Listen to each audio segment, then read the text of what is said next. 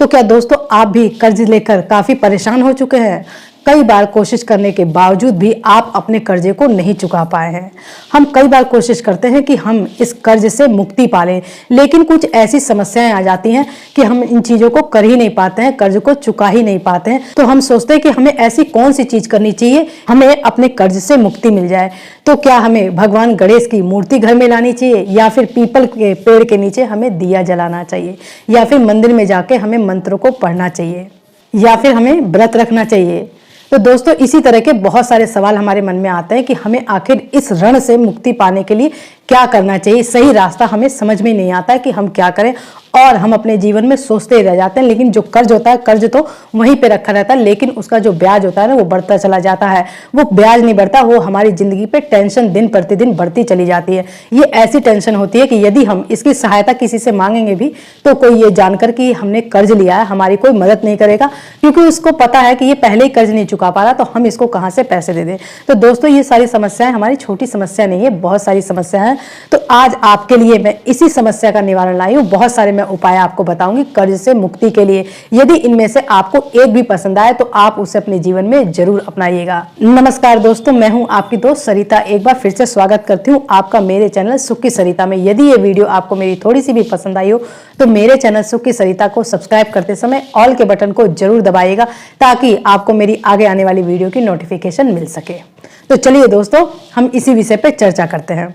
दोस्तों जहां तक हो सके हमें कर्ज से बचना चाहिए, लेकिन आज के समय में जीवन में हमारी आवश्यकताएं इतनी ज्यादा हो गई हैं कि हम कई बार कोशिश करने के बावजूद भी हमें कर्ज लेना ही पड़ जाता है। यह कर्ज फिर या फिर बैंक से लिया गया हो या फिर किसी और माध्यम से लिया गया हो। लोन या कर्ज लेने में कोई बुराई तो नहीं होती है, लेकिन किसी कारण से ऐसी परिस्थिति बन जाती है जिससे हम कर्ज चुकाने में काफी कठिनाई को महसूस करते हैं, या फिर कहा जाए कि हम कर्ज को चुका ही नहीं पाते। यदि हमारे जीवन में किसी तरह की परेशानी चल रही है तो आज मैं आपको उपाय बताऊंगी कि किस तरीके से आप अपने जीवन को खुशमय तरीके से जी सकते हैं और कर्ज को चुका सकते हैं। तो एक एक करके आज मैं इन सारे सवालों के जवाब दूंगी।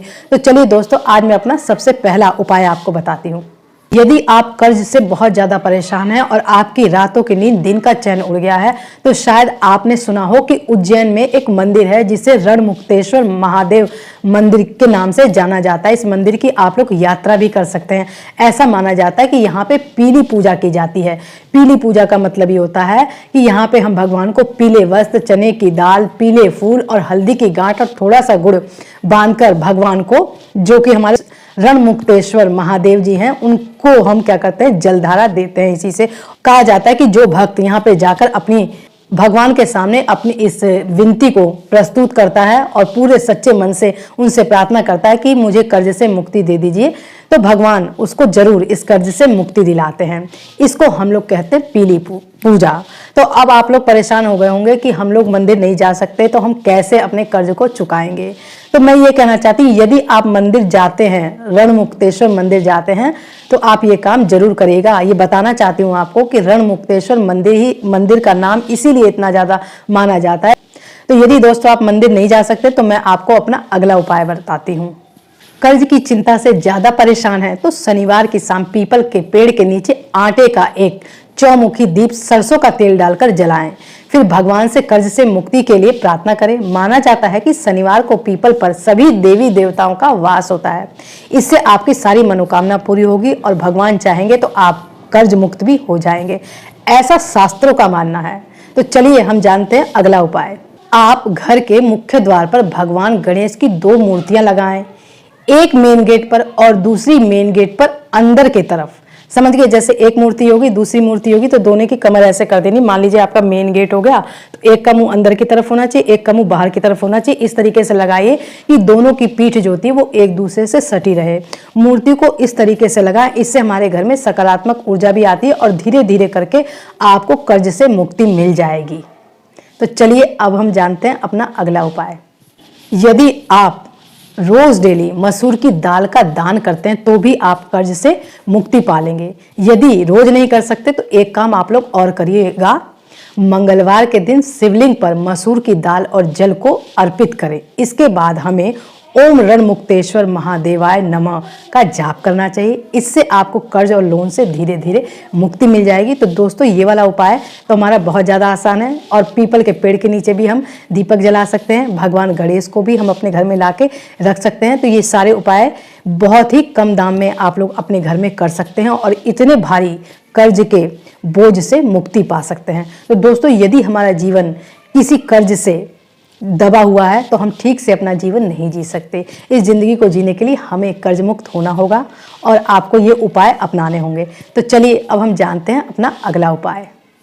दोस्तों कई सारे लोग सुबह उठकर भगवान सूर्य को जल देते हैं। तो जल देने से कहा जाता है कि हमारा स्वास्थ्य भी ठीक रहता है और भगवान सूर्य भी बहुत प्रसन्न रहते हैं, क्योंकि ये जो सूरज की रोशनी हमारे शरीर पे पड़ती है ना, उससे हमें काफ़ी सारा लाभ होता है। इस सूरज की रोशनी से ही तो सारे पेड़ पौधे बनते हैं जिनको हम खाते हैं। यदि डायरेक्ट रोशनी जब हम जल देते हैं हमारे शरीर पर पड़े तो सोचिए कितना अच्छा होगा। तो मैं आपको आगे बताती हूँ कि सूर्य देव को जल देने से हमें कैसे फ़ायदा होगा, कैसे मुक्ति मिलेगी कर्ज से। तो चलिए जानते हैं। कर्ज से मुक्ति के लिए सूर्य देव के जल में रोली, चावल, लाल फूल डालकर हमें अर्घ देना है। साथ ही हमें जान लीजिए किस मंत्र का जाप करना। ओम आदित्याय नमः मंत्र का हम जाप करें। इस मंत्र का जाप कम से कम 11 बार तो जरूर करिएगा और धीरे धीरे सूर्य भगवान को जल दीजिएगा, ताकि हमारी जो इच्छा है, हमारी जो मनोकामना है वो भगवान तक पहुंचे। सूर्य देव से कर्ज मुक्ति के लिए प्रार्थना करें। ऐसा करने से आपकी सारी समस्याएं दूर होगी और आपको कर्ज से मुक्ति भी मिलेगी। अभी तक जो मैंने आपको सारे उपाय बताए वो बहुत ही आसान उपाय हैं। उनमें से दोस्तों कोई ना कोई उपाय आप लोग जरूर अपनाइएगा। ये है मेरा अगला उपाय कि माता लक्ष्मी को हम कैसे प्रसन्न कर सकते हैं, किस तरीके से हमें उनकी पूजा करनी चाहिए। तो देखिए दोस्तों, जो हमारा कर्ज होता है ना, वो भी हमारे लक्ष्मी ही होती है। लक्ष्मी को घर से बाहर भेजना या फिर लक्ष्मी को घर में अंदर लाना, ये कर्ज ही तो होता है। तो कर्ज से मुक्ति पाने के लिए यदि हम माँ लक्ष्मी को प्रसन्न करेंगे तो भी हम कर्ज से मुक्ति पा जाएंगे। तो चलिए हम जानते हैं कि कैसे हमें इनकी पूजा करनी है। इसके लिए हमें माँ की सफेद चीज जैसे कि चावल से बनी खीर और दूध से बने हुए पकवान का हमें भोग लगाना चाहिए। फिर इस भोग को घर में सबसे बड़ी महिला को आदर समेत खिलाएं और सभी को प्रसाद के रूप में और खुद भी खा लें। इसको घर पर लक्ष्मी माता की कृपा होगी और धीरे धीरे हमें कर्ज से मुक्ति भी मिल जाएगी। और ये भी कहा जाता है कि जो महिलाएं रोज माता लक्ष्मी को सफ़ेद चीज़ का भोग लगाती हैं, क्योंकि माँ लक्ष्मी को खीर बहुत पसंद है, यदि आप थोड़ी सी भी खीर बना के माता लक्ष्मी को खिलाती हैं तो आपके पति के जीवन में नौकरी से संबंधित या कर्ज से संबंधित कोई सी भी समस्या होती है तो ये समस्याएं दूर हो जाती हैं और धीरे धीरे करके उनका व्यवसायिक जीवन काफ़ी अच्छा हो जाता है। कर्ज वगैरह से तो मुक्ति मिलती है, नौकरी वगैरह में भी कोई समस्या होती है तो माता लक्ष्मी हमारे ऊपर प्रसन्न हो जाती है। तो दोस्तों इन उपायों को आप लोग जरूर अपनाइएगा यदि इस तरह की कोई भी समस्या आपके जीवन में है। अच्छा, मैं आपको एक चीज और बता देती हूँ कि कर्ज उतारने के लिए दिन कौन सा शुभ होता है। ऐसा नहीं करना चाहिए कि कभी भी कोई कर्जा मांगने आया या कोई सा भी टाइम है हमें उसको कर्ज दे देना चाहिए। सबसे पहले तो आप लोग अपने जीवन में एक बात जान लीजिए कि शाम के समय हमें माँ लक्ष्मी को किसी को नहीं देना चाहिए। इस बात का ध्यान रखिए। और हमें क्या करना है, सोमवार, शुक्रवार, रविवार के दिन कर्ज लेने और देने से, दोनों कार्य करने से हमारे लिए दिन अच्छा माना जाता है। इस दिन आप किसी से पैसे उधार ले भी सकते हैं और खुद उधार दे भी सकते हैं। तो देखिए दोस्तों, मैं फिर से दोहरा देती हूँ, सोमवार, शुक्रवार और रविवार को आप इसी दिन यदि किसी से कर्ज लेंगे तो आप जल्दी लौटा पाएंगे। यदि आपसे कोई कर्ज लेगा तो वो आपको जल्दी से दे पाएगा, तभी तो हमारे रिश्ते भी मधुर बने रहेंगे। नहीं तो कर्ज की वजह से कितने सारे रिश्ते भी हमारे खराब हो जाते हैं। माना जाता है कि इस दिन लिया गया कर्ज जल्दी चुकता हो जाता है और इंसान को किसी भी तरह का कोई भी घाटा नहीं होता है। तो ये जीवन में ध्यान रखिएगा, ये लेना देना जो हमारा होता है कर्जे का, इसको भी दिन देखकर ही आप लोग निर्धारित करिएगा कि हम किस दिन दें या फिर हम किस दिन लें। हम अपने जीवन में तो बचाव कर ही सकते हैं। तो चलिए दोस्तों, अगला हम जानते हैं कर्ज मुक्ति के लिए कौन सा व्रत हमें करना चाहिए, किस मंत्र का हमें जाप करना चाहिए यदि हम जल्दी से जल्दी कर्ज से छुटकारा पाना चाहते हैं। तो मंगलवार के दिन कर्ज से मुक्ति के लिए सुबह ओम हनुमते नमः का 108 बार मंत्र का हमें जाप करना चाहिए। मंगलवार को हमें व्रत रखने से हनुमान जी की विशेष कृपा प्राप्त होगी।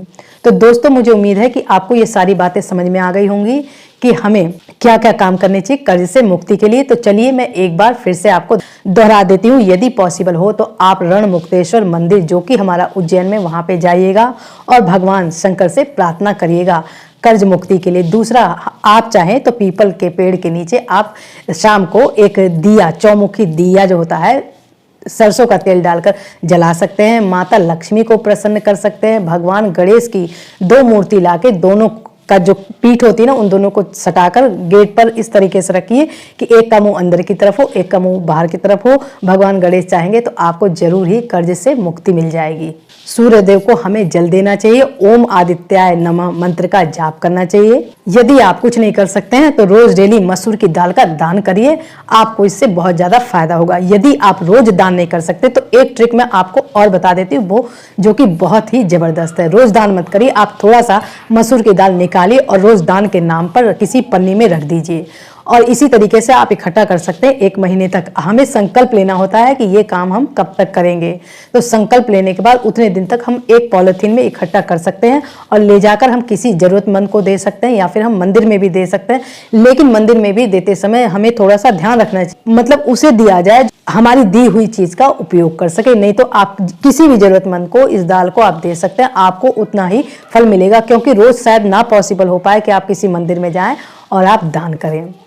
और मैंने ये भी बता दिया, हनुमान जी का व्रत भी रख सकते हैं। 108 बार ओम हनुमते नमः मंत्र का आप जाप कर सकते हैं। भगवान हनुमान जी आपके रक्षा जरूर करेंगे।